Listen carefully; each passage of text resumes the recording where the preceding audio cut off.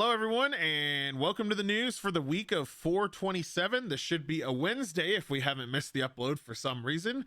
And like I said, welcome to the news. We're going to cover some topics this week. Kind of have a few interesting ones, but I am joined with Godfoot this week compared to last. Godfoot, you have anything to say? Yeah, how's it going, everyone? Sorry I wasn't here for last news segment, but back and ready to go at it. So, ready to begin.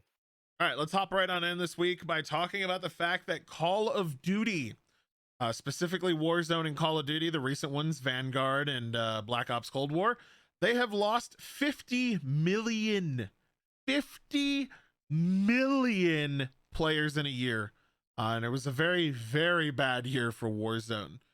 Personally, I stopped playing back when I think it was Black Ops Cold War came out because in my mind, I had already paid for a bunch of stuff. I'd paid for Warzone. I worked my butt off. I unlocked a bunch of stuff. Or not Warzone, but Modern Warfare. And I had my fun with it. But the idea of buying another game and then having to regrind all the weapons I already grinded to be relevant in their free-to-play Warzone, and then have to buy skins that were quote-unquote not pay to win, but actually pay to win, and then have to do the same with Call of Duty Vanguard, I stopped. I just couldn't do it anymore. And because of that, I just basically was like, all right, I'm done with Call of Duty. And obviously a lot of people probably felt the same way because losing 50 million people in a year is crazy. Godfoot, what do you personally think about this? This is something that was going to happen eventually. I mean, at this point, I also gave up Call of Duty. I was playing just for the sake of playing with my cousins and friends and whatnot. But none of us can bring ourselves to play anymore. It's just a huge mess. I mean, having to not only have Warzone integration with the base game, MW 2019, and then Cold War, and then Vanguard, and going back to World War II, man, I don't know. It just gets tiring. It just gets old. Yeah, I'm done with it too. I can't blame any of these people for leaving. Yep. And a lot of these sentiments are echoed in this article from PC Gamer. Essentially, there's a lot of issues with the game over the last 365 days. There was really bad seasonal additions, very boring modes, disruptive balancing problems, and a map that launched with game-breaking bugs that wouldn't get fixed for weeks and even months. It just generally wasn't a good year for Call of Duty. I think Vanguard was one of their weakest titles they've released in a while. And I don't even see myself going back to play if Modern Warfare 2, which I think is the next installment that they're going for. Just because, man, it's kind of played out. It genuinely feels like, yes, Warzone is a free-to-play game, but the amount of effort and time you have to put into it feels like a job unless you spend money. And I'm not there for that. I have better things to do with my time, and I think a lot of people are starting to realize that it's just the same thing over and over, rinse and repeat.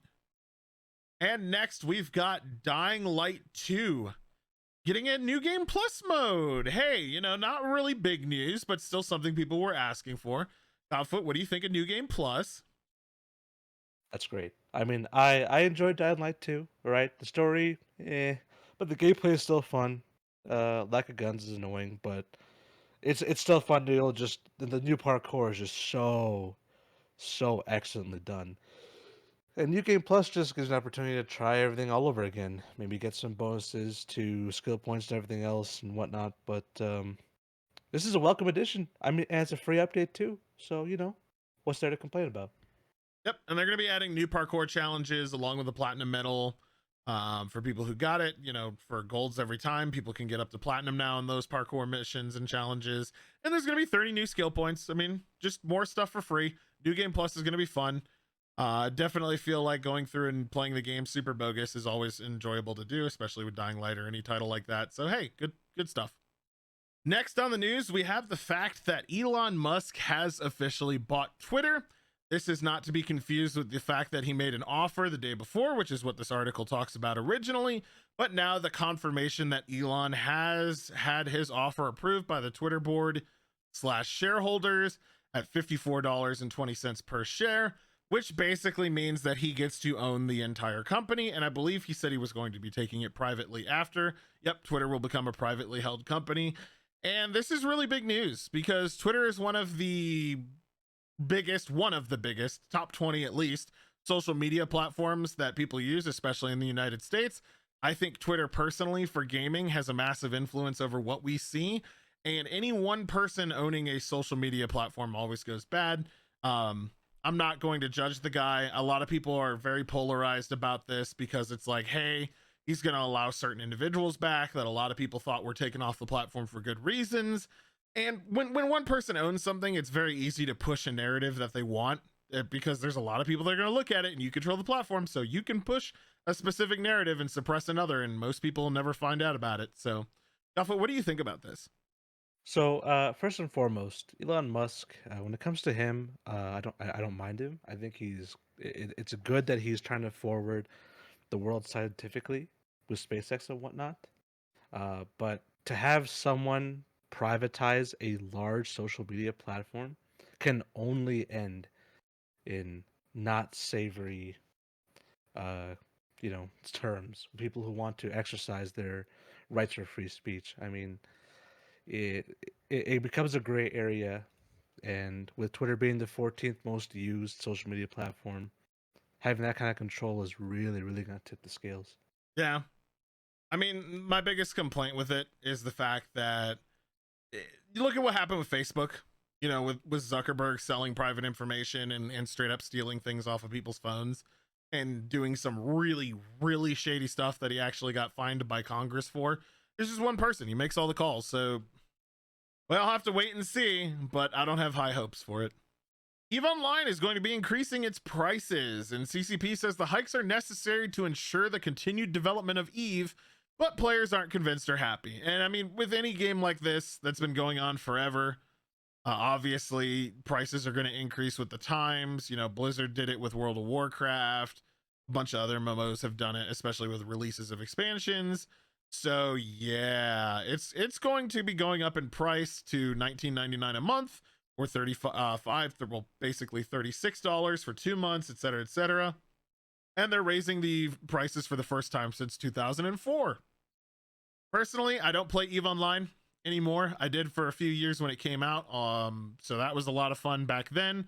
I'm not a big fan of the game, but I can understand why this is going to be frustrating, especially since they're messing with their prices for players who, have been playing the game for 10 plus years. Alpha, what do you think about EVE, and what do you think about these prices going up? Does it make sense given the time and the economy? Now, when it comes to the Omega subscription specifically, for me playing EVE as well, I don't see the Omega subscription justifying these types of prices. I mean, for a year it's $150, and what you get is you get skill training, so you get unlimited access to skills, and you get double the training speed. You get more access to ships, and you get more features like a complete access to the contract system. I don't see that justifying that subscription price, considering if you consider other rivals where Elder Scrolls Online and whatnot. I just don't see it being something reasonable that I'd spend money on. Now we've got the fact that Sega is pulling standalone Sonic games ahead of Sonic Origins' arrival. And if you remember last week, I talked about the microtransactions. And by talk about with the additions, I mean screamed for about 5 minutes about how dumb it was as I had a stroke. So you can understand that with that being the average reaction to people, that maybe pulling standalone Sonic games might not be the best move for PR, with Sonic Origins already having fallen on its face right out the door. And there's a couple of exceptions. They say Sonic the Hedgehog 1 and 2 will remain available, and Sonic the Hedgehog 2 will still be on Sega Genesis on Nintendo Switch Online. But come on, man. Like, I understand they want to sell it as bundles, but it's Sonic. You can't just delist games. There's no point yelling into the void. The Sonic developer is going to do what they want to do. What do you think about them pulling games, just to sell them as new packages for the Origins bundle? Look, man, I love Sega, okay, but this is just getting into the far vast reaches of unreasonablism. I mean, they're instead of saying, "Oh wait, hold on, people don't like the idea that we just sell our menu animations separately." Okay, let's just double down and keep pushing it. And now they're just getting rid of old games. People can't just buy the old games they wanted, and they want the increased benefits of having an animated menu. But I mean, I it's want that animated menu, Godfoot. It's worth the $9.99. it's I want my characters to dance on Music Island for $9.99. it's just so sad, man. What happened to you, Sega? I used to love you so much, and now you're turning into this. And just for clarification, it's Sonic the Hedgehog 1 and 2, Sonic 3, and Knuckles and Sonic CC. So it's Sonic 3 and Knuckles and Sonic CD. Those are the games that are being pulled. Yes. And I mean, overall, I understand why they want to resell them to you again as a bundle. Probably, that's my guess. But still kind of a dick move. So, you know. Next up, we've got a $11,000 statue from Square Enix. I mean, that article pretty much explained everything, or that title. Square Enix is going to be selling a $11,000 Final Fantasy VI statue. Good lord, like 11, but again, it's 30 inches tall and weighs over 75 pounds. But who needs an $11,000 statue? That's so insane. And as it says here, up to $14,000 depending on where you buy it from.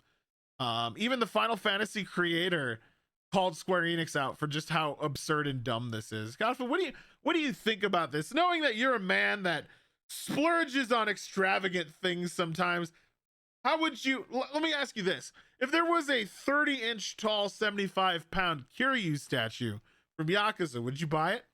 God, man, I'm pushed to say yes because it's Kiryu, but at the same time, okay, that's more of like it's more wishful thinking because for 11 grand, there's so many other bad things I could buy. I could buy a ton of other Yakuza merch, but this is at this point, it's just if you're an extreme fan, you're gonna get this regardless of what No, we say. no. All right? I, But I don't it's agree just so because you could just dumb. pay someone else to do it. You know?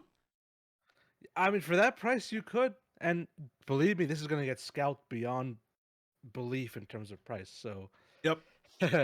I love you, Square Enix too. Your Deus Ex games are amazing, and Final Fantasy, but this is getting a little bit A little bit unreasonable. much. A little bit much. Plus, also like the article says, there's a lot better characters now. If it was a 30-inch tall, 75-pound Tifa statue, I think a lot more people would agree with it. But it's not. So this is ridiculous. In general, it's ridiculous. I think here's a lot better stuff you could do with $11,000. You could quite literally pay someone to do you a custom statue of better quality for $11,000. So You whatever. could buy a nice car. Well, just get you You around could places. you could so buy can a go and see car. statues. Yep.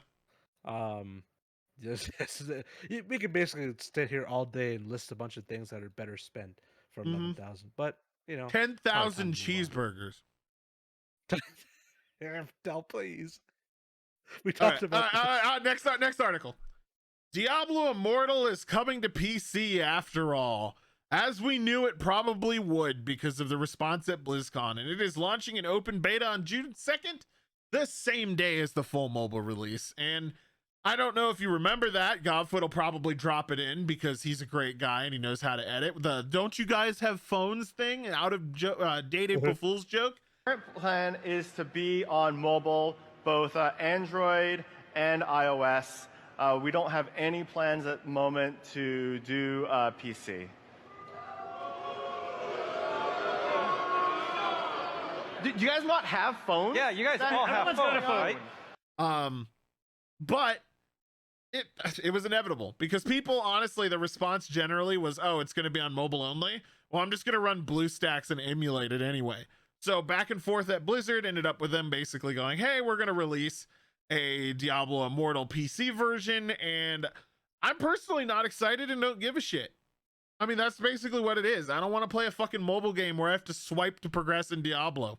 I just don't want to. And I've heard from people that have been playing the press, like, closed edition of the game, that it's pretty much the way I thought. It's an ultra grind fest where you can spend money to progress and do stuff. And I'm fuck that. Like, I just don't. I'll wait for Diablo 4 and then I'll tear that game a new one when they undo everything they've shown us so far and censor it like they've already done with the gore. Alpha, what do you think about Diablo Immortal? You excited, buddy, for the PC release? All right, frankly, I'm so excited. No, I don't give a shit. Okay, I never played the mobile version. I'm not gonna play it when it comes to PC. I don't like mobile games. All right, they're already a money sink, a lot of them, and they're just so grindy and repetitive and dumb. And it's just they should be focusing on other more important things, other game releases. But yeah, I'm just gonna skip this one entirely. I really want to give it to PC Gamer for their writing. And it says the developer seems keen not to piss in anyone's cornflakes again. And I think that's a really good way to put it, especially with all the controversy and everything that Blizzard's been going through with Activision lately. The last thing they need is to release a really shitty Diablo, because as angry as everyone's been at them, messing with Diablo would probably make people way. Ooh, you don't mess with old games. But yeah, we'll have to wait and see if it's actually received good, if they change how it's worked and monetized on the PC edition, and whether or not it's good. We just need to know if it's good or a cash grab. And then if Diablo 4 is good, that'll be different news. Now we're going to talk about the Overwatch 2 beta, which I should be producing content for this week or next week, maybe both weeks. It has officially gone live as of us recording this on April 26th. You're going to be able to get in tomorrow on the 27th, allegedly, by watching Twitch streamers and linking your accounts together on Twitch. You do this on battle.net. But yeah, big anticipation for Overwatch 2. But that leads right into the discussion that I want to have. And I don't know if you've watched any of it so far, Godfoot, but the general reception of it is the fact that the beta, it's like the same game. They're selling you the same. It's the same game. That's the general reception so far. I think the headline, it says, so far the beta makes it feel like it could have been an email. Godfoot, have you watched anybody play Overwatch 2 today during all the press stuff? Interestingly, I have.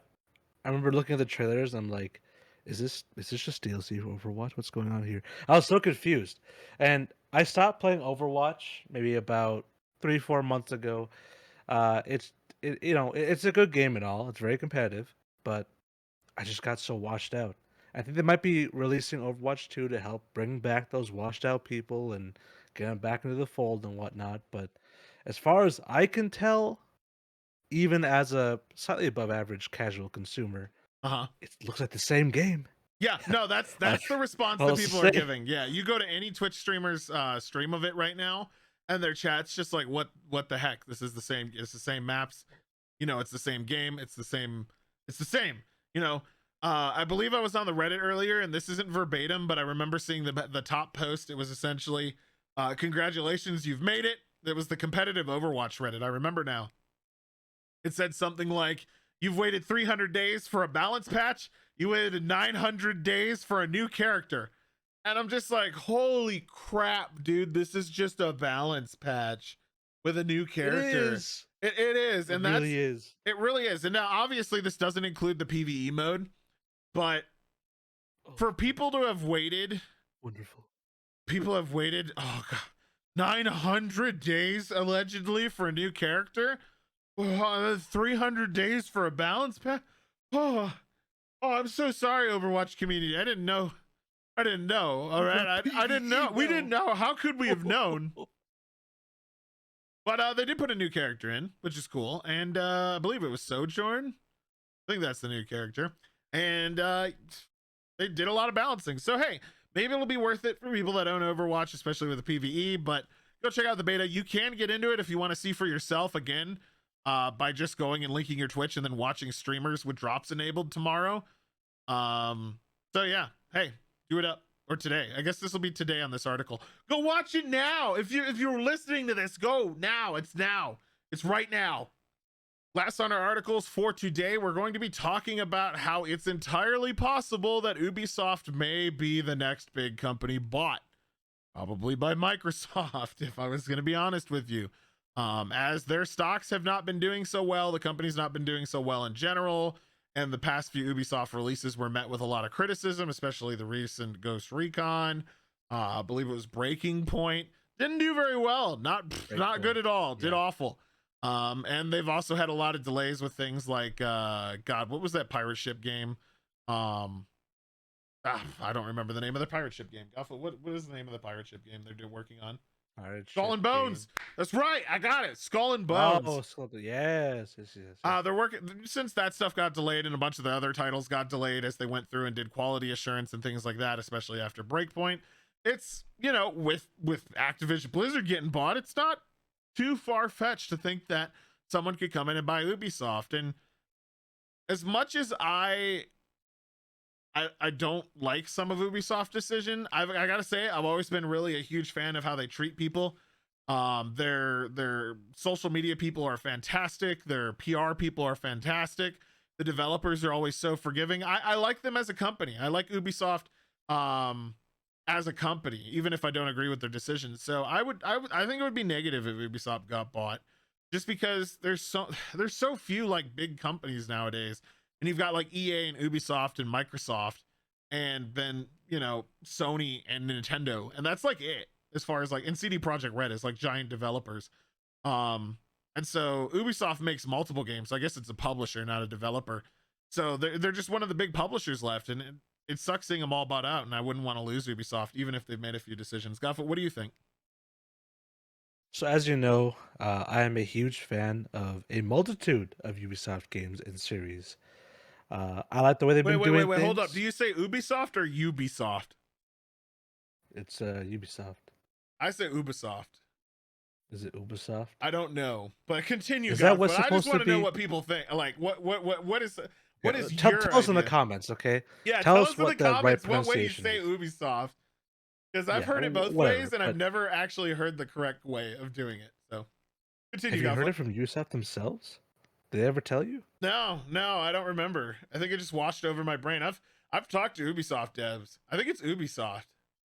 It's just Was my it brain Ubisoft? tells me it's Whatever. Ubi. Yeah, whatever. Go on. Regardless, Ubisoft or Ubisoft, I love a lot of their game series: Watch Dogs, Assassin's Creed, Far Cry, Rainbow. Tom Clancy's Rainbow series. And it's well, except for the last one. And it would kind of hurt me to see them being bought out because they've been doing things with those games relatively well, except for Breakpoint. But besides those standout things, they've generally been doing a pretty good job. And I think them potentially getting bought out we would start to see a fall in general quality of content. So I don't like it, but if it has to be done, it has to be done. Now, it is worth mentioning they fended off a hostile takeover attempt back in 2018 from Vivendi and Tencent. They held their own and then kept on to the company. But it makes sense. I'd completely forgotten about Beyond Good and Evil 2 being a big pit of money that they're just burning money in, because it's been bleeding cash in MIA for a year. And that's true. I remember seeing the trailer about it several years ago, and I forgot about it till this very moment. So it's not surprising that when the stock was over $110 in July of 2018 and now it's at 41, that it's entirely possible that there might be a buyout around the corner. So we'll just have to wait and see. Mm-hmm. All right, with that, that's going to be it for the news this week. If you had any opinions on any of the stuff that we talked about, please do me a favor and talk about it below in the comments. Let us know what you thought, and thank you so much for watching. Until the next video, we will both be seeing you, so bye. Bye-bye. I'll say it realistically. Bye-bye. There you go.